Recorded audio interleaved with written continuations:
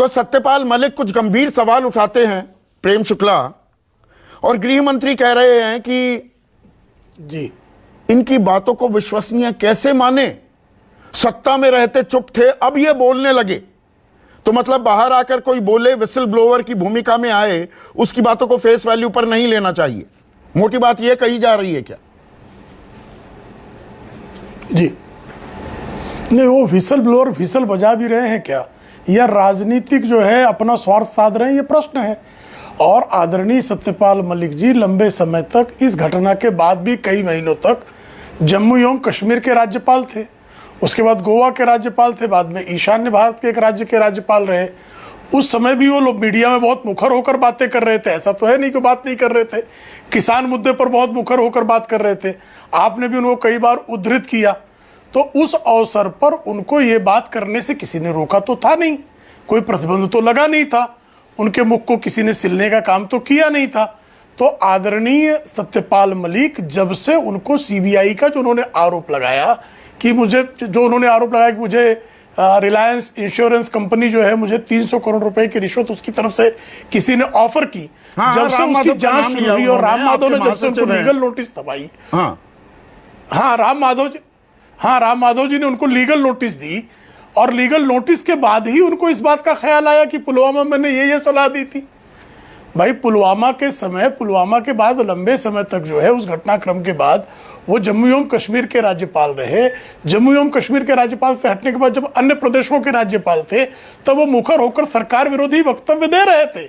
ऐसा नहीं कि सरकार विरोधी वक्तव्य नहीं दे रहे थे। उस समय उनका स्मृति भ्रंश था क्या कि उनको अभी अचानक याद आ गया? ये प्रश्न पूछना स्वाभाविक है कि नहीं है? और वो दावा कर रहे हैं प्रेम शुक्ला, वो दावा कर रहे हैं कि जब क्या जा रहा है, ये 2500 जवान 78 बसों में जम्मू से श्रीनगर ले जाने का फैसला किया गया, उन्होंने तत्कालीन गृह मंत्री रक्षा राजनाथ सिंह से कहा कि भाई हवाई जहाज क्यों नहीं मुहैया करा देते, ये खतरे से खाली नहीं होगा इतनी बड़ी एक्सरसाइज को अंडरटेक करना। वो ऑन रिकॉर्ड ये बात कह रहे हैं जी। तो ये उन्होंने, अगर मैं उनकी बात को मानूं तो राजनाथ सिंह गृह मंत्री से बात की, तो बात तो कर रहे थे वो। जी जी नहीं कर रहे थे बात ना, क्योंकि झूठ बोल रहे हैं। यही तो हम पूछ रहे हैं ना कि उस समय उन्होंने बात क्यों नहीं कही, जम्मू और कश्मीर के राज्यपाल पद से हटने के बाद ये बात क्यों नहीं कही, सीबीआई की पूछताछ के बाद ये बात क्यों उनको याद आई? सीबीआई जब उनसे पूछताछ के लिए बुला रही है कि आप कृपा करके सारे हालात बताइए कि 300 करोड़ रुपए की रिश्वत किसने ऑफर की, क्या ऑफर की, 2 बार तो पूछताछ हो चुकी है ना इस मामले की, तब उनको ये चीजें क्यों याद आ रही है? 2 बार तो पूछताछ हो चुकी है ना सीबीआई मामले में। वही तो कह रहा हूं, तो क्यों उसके, हाँ तो तीसरी बार में इतना हंगामा क्यों कर दिया?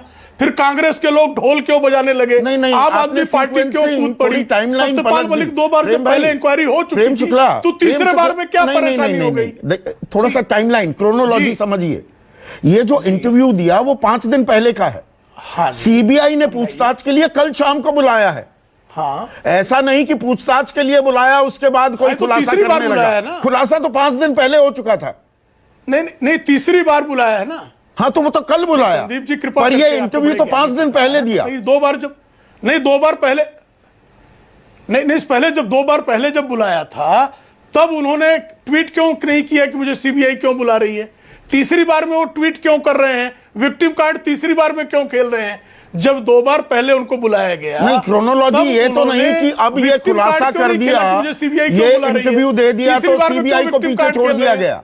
नहीं, इसका दूसरा पक्ष क्या ये भी हो सकता है? सीबीआई पहले 2 बार बुला चुकी थी ना। हाँ, ये सीबीआई पहले 2 बार बुला चुकी थी, ये भी आप ही बता रहे हैं। उनका भी यही गृह मंत्री ने बताया, तब उन्होंने गृह मंत्री ने बताया कि साहब मुझे सीबीआई क्यों बुला रही है। हाँ, तो इसका मतलब गृह मंत्री झूठ बोल रहे हैं, सिर्फ सत्यपाल मलिक ही सत्य बोल रहे हैं? नहीं, गृह मंत्री ने बताया 2 बार बुला चुकी है। चौधरी जी का मानना है सब झूठे हैं, सिर्फ सत्यपाल मलिक सत्य। आपने 2+2 कर दिया। मैं ये कह रहा हूं कि गृह मंत्री ने ही ये जानकारी दी। मैंने कहा 22 कर दिया भाई, ये यहाँ पर झूठ की बात कैसे आई? मैं सवाल ये पूछ रहा हूं, 5 दिन पहले इंटरव्यू दे दिया था सीबीआई की बात को लेकर, वो तब कुछ खुलासा करते तो ये होता कि जी ये विक्टिम कार्ड खेल रहे हैं। खुलासा तो पहले हो गया था।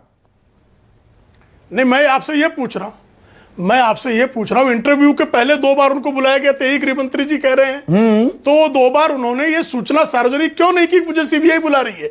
तीसरी बार में क्यों सूचना नहीं? ये जो 300 करोड़ के घोटाले, एक मिनट सुनिए ना, 300 करोड़ के घोटाले की बात आज से 3 साल पहले भी उन्होंने उठाई थी, ये खबरें छपी भी थी। कुछ तय करके बैठ गए हैं तो फिर तो कोई मतलब नहीं। नहीं, ये अरे भाई सार्वजनिक जो रिकॉर्ड है, मंत्री जी जो कह रहे हैं, जो पब्लिकली अवेलेबल है, 300 करोड़ की बात कोई 5 दिन पहले थोड़ा आई, ये तो आप भी जानते थे। ये आरोप तो बहुत पुराना है कि 300 करोड़ की रिश्वत की पेशकश की गई। नहीं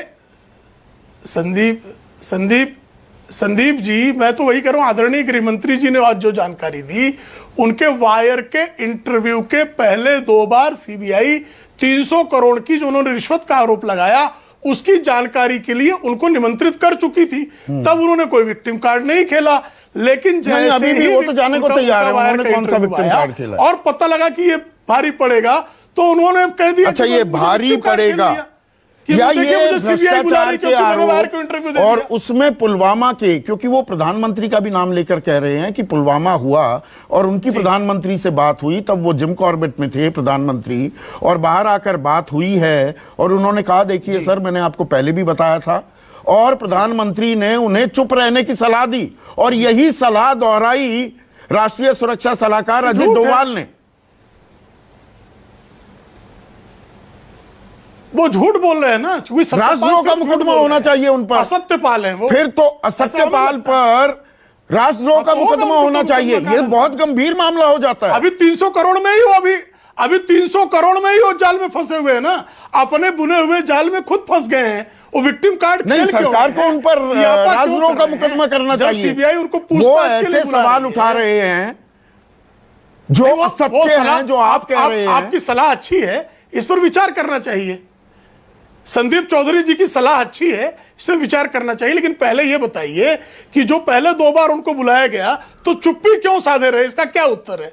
उनके पास क्या उत्तर हो सकता है? तीसरी बार में ही उनको विक्टिम कार्ड खेलने की क्यों सूझी? मैं ये कह रहा हूं, अगर वो झूठ बोल रहे हैं कितने दिनों तक 2019 से लेकर 2023 हवाई जहाजों की उन्होंने मांग की थी, मांग को नजरअंदाज खारिज कर दिया गया, 40 हमारे जवान शहीद हो गए, ऐसी नौबत आ गई, प्रधानमंत्री ने चुप रहने की बात कहते हैं, ये तो राजद्रोह हो जाएगा अगर ये सारी झूठी बातें हैं तो। संदीप जी उन्होंने मांग की थी ना, उसका कोई रिकॉर्ड होगा ना। संदीप जी अगर उन्होंने मांग की थी तो रिकॉर्ड होगा, वो रिकॉर्ड लोगों के सामने रख देना चाहिए। उन्होंने मांग की थी तो रिकॉर्ड होगा ना, बड़ी चीज का राज्यपाल महोदय ने, सरकार के पास रिकॉर्ड